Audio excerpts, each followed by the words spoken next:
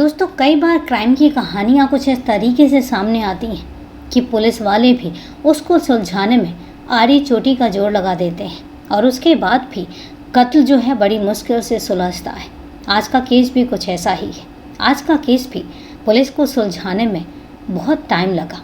क्या है आज की कहानी और क्या था कत्ल का मामला, आज हम जानेंगे पूरे विस्तार से। लेकिन उससे पहले नमस्कार दोस्तों, क्राइम चैनल पर आपका स्वागत करती हूं और उम्मीद करती हूं कि आप सब लोग स्वस्थ होंगे, सुरक्षित होंगे। दोस्तों, अगर आप चैनल पर नए हैं या अभी तक आपने चैनल को सब्सक्राइब नहीं किया है तो सबसे पहले आप चैनल को सब्सक्राइब कर लीजिए और इसके साथ ही बेल आइकन जरूर प्रेस करें फर्दर नोटिफिकेशन के लिए। और इसके साथ ही साथ कहानी में लास्ट तक बने रहें और कहानी के बारे में आपकी क्या राय है वो भी कमेंट करके ज़रूर बताएं। और चलिए दोस्तों, अब आपका समय नहीं लेते और जानते हैं कि आज की पूरी कहानी क्या है। नेपाल के चितवन क्षेत्र के नारायण घाट से गुजर रहे लोगों की नज़र एक बोरी पर पड़ी। उस समय सुबह के 11:30 बजे का समय था। बोरी देखकर एक व्यक्ति ने उसे अपने कब्जे में ले लिया और उसने सोचा कि बोरी में कोई सामान होगा। लोगों में आपस में बहस होने लगी कि इस बोरी में उनका भी अधिकार है। इसके बाद माल की उम्मीद में जैसे ही बोरी का मुंह खोला गया, सभी के पैरों के नीचे से जमीन खिसक गई। बोरी में कोई सामान नहीं बल्कि 30-32 साल की महिला की लाश छुपी थी। यह देखकर वहां मौजूद सभी लोग घबरा गए और फिर एक युवक ने तुरंत चितवन थाने की पुलिस को इस बात की सूचना दे दी। नेपाल पुलिस ने घटनास्थल पर पहुंचकर जांच शुरू कर दी और पुलिस ने डॉग स्क्वाड को भी बुला लिया। पुलिस सबूत जुटाने में प्रयास कर ही रही थी। इसी बीच पुलिस को कुछ दूरी पर एक बोरी और मिली। उसे खोलकर देखा गया तो उस बोरी में भी एक 20-21 साल के युवक की लाश थी। दो लाशें देखते ही पुलिस के होश उड़ गए। दोनों लाशें किसकी हैं? कौन है युवती और कौन है ये युवक और किसने की है इन दोनों की हत्याएं? दो हत्याएं नेपाल पुलिस के लिए चुनौती बन गई।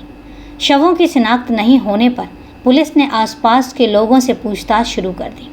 पुलिस समझ गई थी कि इन दोनों लाशों का आपस में जरूर कोई ना कोई संबंध है और यह घटना 22 नवंबर 2023 की है। नेपाल पुलिस ने दोनों शवों को अपने कब्जे में लिया। उस क्षेत्र में लगे सीसीटीवी कैमरों को खंगाला गया। एक फुटेज से पता चला कि एक व्यक्ति साइकिल पर रखकर 2 बार इन शवों को यहाँ फेंक गया था।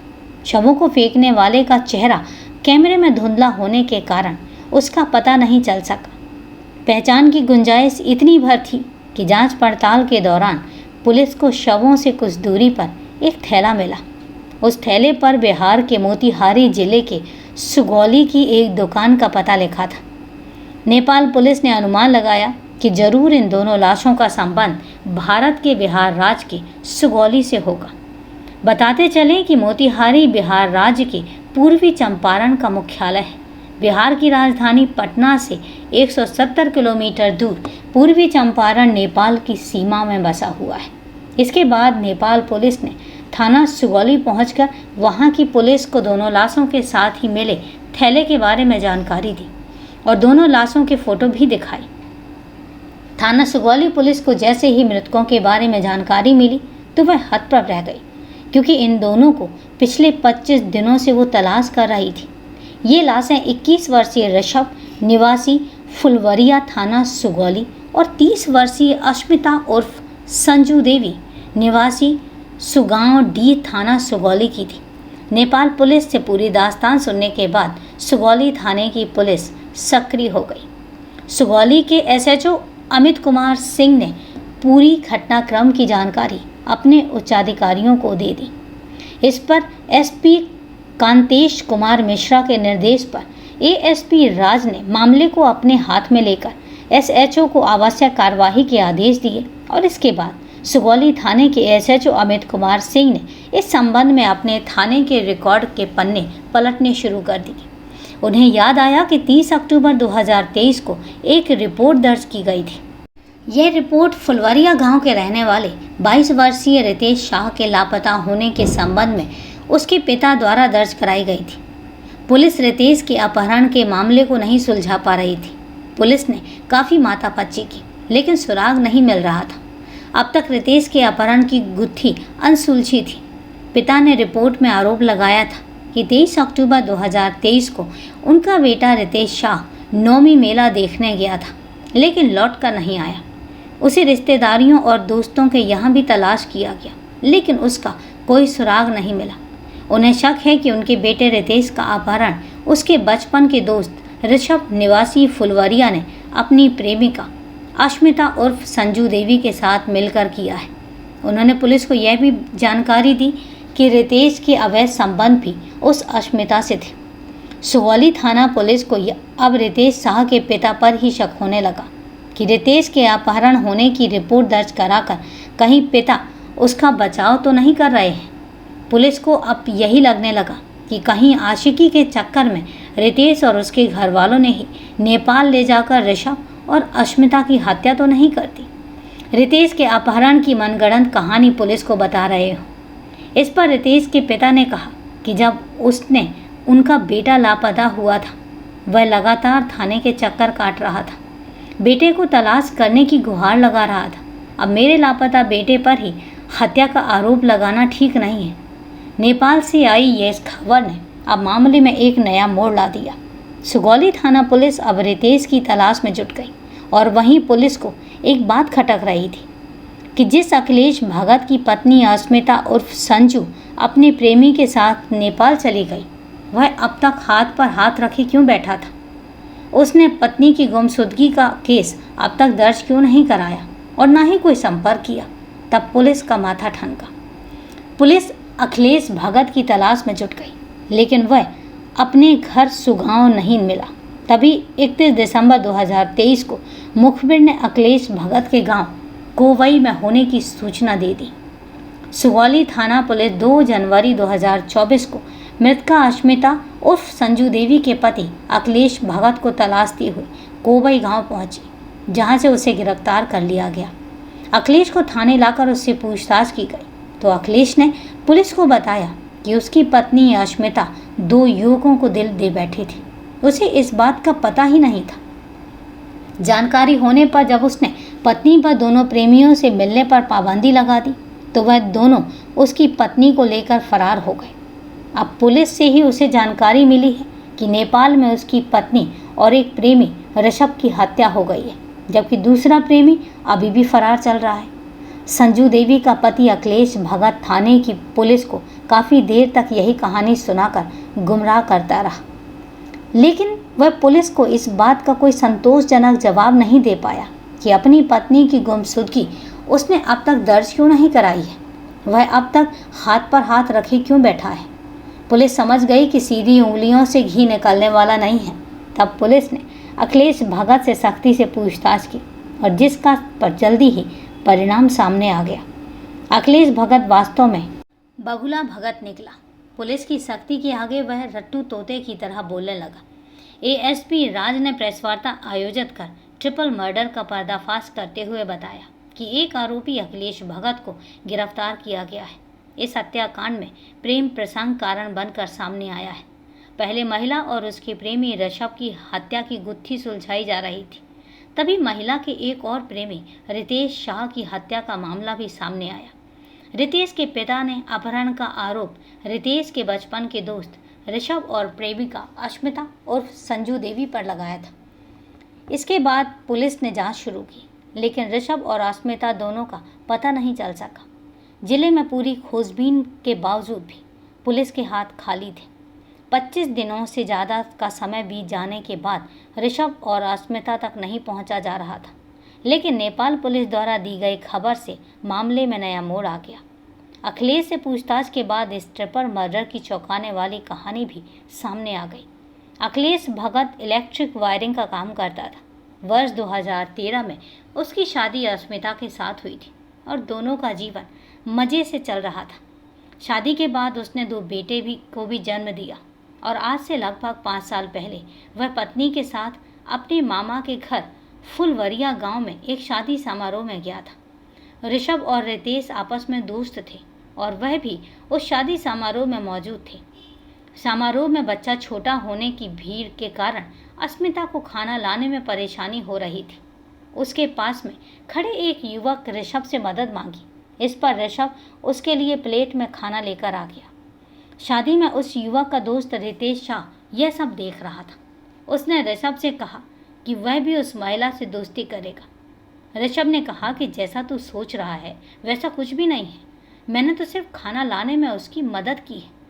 लेकिन रितेश ने एक नहीं सुनी और वह भी महिला को खाने का सामान लाकर देने लगा।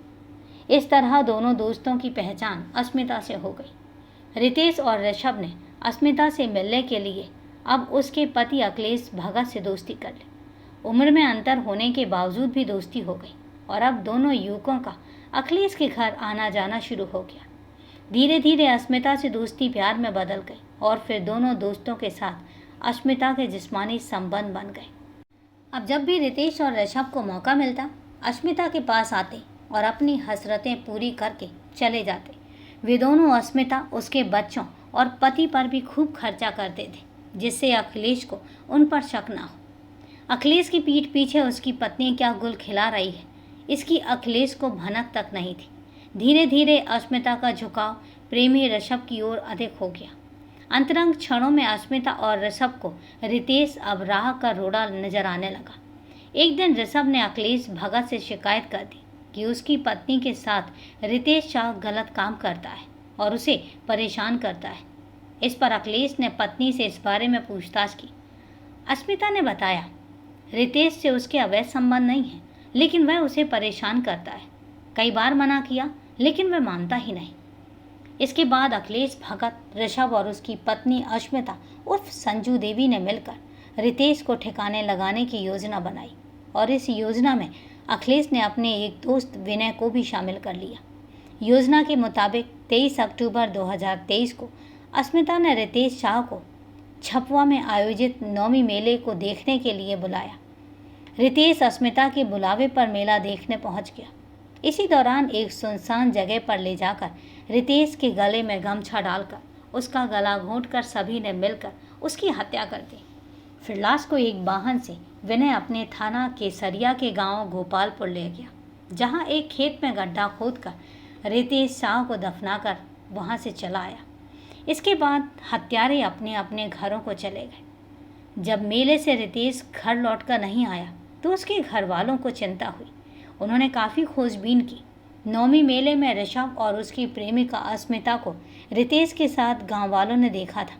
इस दौरान उन्हें पता चला कि दूसरे प्रेमी ऋषभ और अस्मिता इस समय छतौनी में हैं। परिजनों के साथ ग्रामीणों ने दोनों को पकड़कर छतौनी पुलिस के हवाले कर दिया। जब छतौनी पुलिस ने सुगौली थाने में संपर्क किया तो वहां की पुलिस ने महिला और उसके प्रेमी ऋषभ के खिलाफ प्राथमिकी और अन्य आरोपों से इनकार कर दिया। इसके बाद छतौनी पुलिस ने दोनों को उनके घर वालों को सौंप दिया। इस घटना के बाद 30 अक्टूबर 2023 को लापता प्रेमी रितेश शाह के पिता ने थाना सुगौली में गांव के ही ऋषभ और उसकी प्रेमिका अस्मिता के खिलाफ रिपोर्ट दर्ज कराते हुए रितेश का अपहरण कर उसकी हत्या कर देने की आशंका जताई। पुलिस ने एफआईआर दर्ज कर ली। रिपोर्ट दर्ज होने के बाद ऋषभ और अस्मिता नेपाल चले गए और वहां चितवन में जाकर रहने लगे। इस जानकारी के बाद पुलिस ने अखिलेश भगत को गिरफ्तार कर लिया। पुलिस को जब रितेश की लाश को बरामद करना था, वह आरोपी अखिलेश भगत को लेकर बताए गए स्थान गांव गोपालपुर पहुंची। वहां मजिस्ट्रेट के समक्ष आरोपी अखिलेश भगत की निशानदेही पर खेत में खुदाई कराई गई। खुदाई के दौरान गड्ढे से बाल, अंगूठा, नाखून आदि मिले, लेकिन पूरा शरीर नहीं मिला। पुलिस ने बरामद अवशेषों को सील करने के बाद उन्हें फॉरेंसिक जांच के लिए भेज दिया और पुलिस को जांच के दौरान यह पता चला कि रितेश की लाश को ठिकाने लगाने में कुछ अन्य लोग भी शामिल थे। पुलिस अपने मुखबिरों से उनकी पहचान कराने के बाद उनकी गिरफ्तारी में जुट गई ताकि रितेश के शेष अवशेषों को बरामद किया जा सके। उधर रितेश की हत्या के बाद ऋषभ और उसकी प्रेमिका अस्मिता उर्फ संजू देवी अखिलेश भगत को बिना बताए नेपाल भाग गए। प्रेमी प्रेमिका ने अपने रास्ते के रोड़े को हटा दिया था। दोनों अब अपनी जिंदगी आराम से बिताना चाहते थे। नेपाल में दोनों किराए पर कमरा लेकर चितवन में रहने लगे। इधर पत्नी अस्मिता और ऋषभ के अचानक गायब हो जाने पर अखिलेश परेशान हो गया। पूर्वी चंपारण से नेपाल अधिक दूरी पर नहीं था। 1.5 घंटे का रास्ता है। उसे शक हुआ कि जरूर दोनों नेपाल भाग गए होंगे। इसी बीच उसे कुछ लोगों से पता चला कि ऋषभ और अस्मिता को नेपाल में देखा गया है। अखिलेश भगत दोनों को तलाशता हुआ एक दिन नेपाल जा पहुंचा। वहां उसे पता चला कि दोनों चितवन में किराए का कमरा लेकर रह रहे हैं। जब अखिलेश भगत उनके कमरे में पहुंचा तो दोनों को आपत्तिजनक हालत में देखकर उसका खून खौल उठा, लेकिन उसने अपने गुस्से को जाहिर नहीं होने दिया। अखिलेश भगत भी दोनों के साथ वहां रहने लगा। वह जानता था कि उसके साथ पत्नी अस्मिता और उसके प्रेमी ऋषभ ने विश्वासघात किया है। उसे पता चल गया था कि रितेश की हत्या भी ऋषभ और अस्मिता की चाल थी। अखिलेश अब पूरे तरीके से समझ चुका था कि ऋषभ ने अस्मिता पर सिर्फ अपना एकाधिकार जमाने के लिए ही अपने दोस्त रितेश की हत्या की है, लेकिन अखिलेश भगत ने अपने मन की बात दोनों के सामने जाहिर नहीं होने दी। वह उनके साथ सामान्य तरीके से रहने लगा। अखिलेश अब मौके की तलाश में रहने लगा। 18 नवंबर 2023 को जब अखिलेश की पत्नी अस्मिता कपड़े धो रही थी और ऋषभ कमरे में सो रहा था, तभी अखिलेश ने सोते समय ऋषभ को दबोच लिया और उसके गले में गमछा डालकर उसकी हत्या कर दी। कपड़े धो रही अस्मिता ने ऐसा करते हुए उसे देख लिया। उसने चिल्लाने की कोशिश की, लेकिन गुस्से से भरे अखिलेश ने अपनी पत्नी का गला घोंटकर उसे भी मार डाला। दो हत्याएं करने के बाद अब उन्हें ठिकाने भी लगाना था। अखिलेश ने अलग अलग बोरियों में दोनों शवों को बंद करने के बाद एक साइकिल का इंतजाम किया। फिर एक एक बोरी ले जाकर चितवन के जंगल में फेंक आया और इसके बाद वह नेपाल से भागकर अपने गांव आ गया। एक युवक की हत्या भारत में, जबकि एक युवक और एक महिला की हत्या नेपाल में कर दी जाती है। इस ट्रिपल मर्डर की गुत्थी को नेपाल पुलिस की मदद से एएसपी राज के नेतृत्व में सुगौली थाने के एसएचओ अमित कुमार सिंह, एसआई अभिनव राज और टेक्निकल टीम ने सुलझा लिया। इनको पुरस्कृत किए जाने के लिए मोतिहारी के एसपी कांतेश कुमार मिश्रा से सिफारिश की गई।